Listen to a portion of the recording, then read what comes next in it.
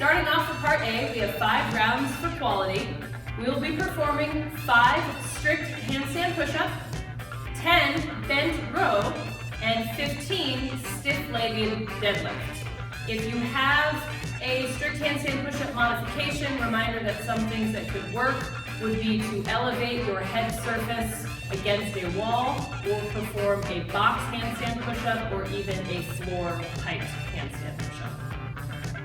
All right, moving on for part B, we have an AMRAP, 15 minutes, as many rounds as possible. We will perform 5 clean and jerks, 10 box jumps, 15 Abmat Sit Ups, and if you only have 1 dumbbell or 1 kettlebell, rather than 5 clean and jerks, you're going to perform 5 on each arm. All right, everybody, good luck. Let us know how you did.